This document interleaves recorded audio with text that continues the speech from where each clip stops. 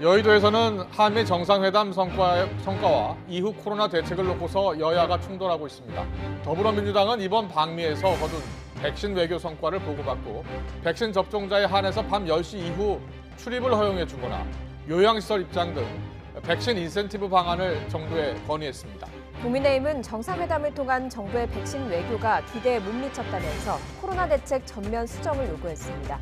국회 연결합니다. 차정윤 기자.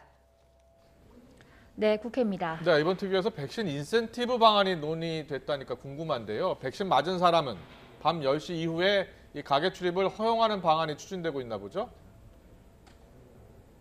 네, 일단 논의보다는 주로 민주당이 정부에 건의하는 내용이 주를 이뤘습니다. 보건복지부와 질병관리청 등 방역당국이 참석한 가운데 열린 이번 민주당 백신 치료제 특별위원회는 1시간 반 넘게 진행이 됐습니다. 지난 3박 5일 방미에서 이뤄진 백신 외교 성과와 백신 접종 혜택안이 이번 회의의 의제로 다뤄졌습니다. 전해숙 특위위원장은 회의가 끝난 뒤 기자들과 만나 백신 접종률을 높이기 위한 다양한 인센티브 방안을 정부에 건의했다고 설명했습니다. 백신 접종자들에 한해서 경로당이나 사회복지시설에 자유로운 출입을 허용하거나 백신 여권을 도입해서 해외 자가격리를 면제해주는 등 방역 절차를 간소화해주자는 건데요. 또 백신을 접종하면 밤 10시 이후 다중이용시설의 출입 제한을 풀어주는 방안, 또 QR코드를 통해서 자유롭게 문화체육예술활동에 참여하는 방안 등 다양한 아이디어가 거론됐다고 전했습니다. 직접 들어보시겠습니다. 10시 이후에 출입 제한을 푸는 문제, 그리고 소상공인들과 자영업자들이 많이 피해를 보고 있기 때문에 그분들에게 우선적으로 백신을 맞게 하는 것도 건의가 됐습니다. 반면 국민의힘은 이번 정부의 백신 외교를 두고 기대만큼의 성과를 거두지 못했다고 비판했습니다. 김기현 국민의힘 대표 권한대행 겸 원내대표는 한국군 55만 명에 대한 백신 지원 이외에는 언제 이행될지 모르는 약속 어음을 받아온 것에 불과하다고 지적했습니다. 국민의힘 의원 50명은 성명을 내고 기대했던 백신 스와프도 없었고 위탁 생산 시 확보되는 물량의 숫자도 알 수 없다면서 정부의 코로나 대책 전면 수정을 촉구했습니다.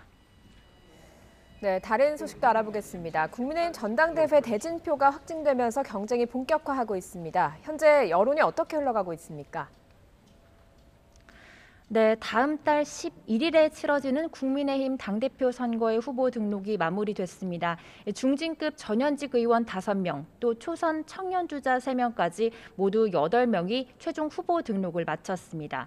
최근 여론조사를 보면 일단 이준석 전 최고위원이 앞서고 있는 모습입니다.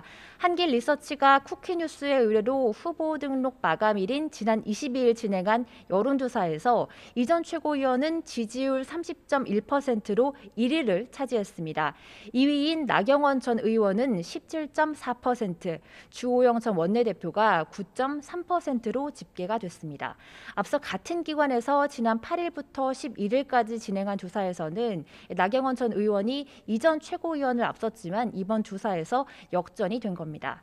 하지만 여론조사만으로 대표가 선정되는 건 아닙니다. 국민의힘 당대표는 일단 예비 경선에서 일반 시민 여론조사 50%와 당원 투표 50%를 합산해서 후보 5명을 압축하게 되고요. 본선에서 시민 여론조사 30%와 당원 투표 70%를 합산해서 최종 결정될 예정입니다. 본선에서 민심보다 당원들의 비율이 더 높은 만큼 당심을 가를 변수, 사실상 당의 핵심 지지 기반인 영남으로 볼 수가 있습니다. 주요 후보들 역시 오늘 오전부터 부산과 대구 등 지역 일정을 소화하면서 텃밭 민심을 공략하는 모습을 보이기도 했습니다. 지금까지 국회에서 YTN 차정윤입니다.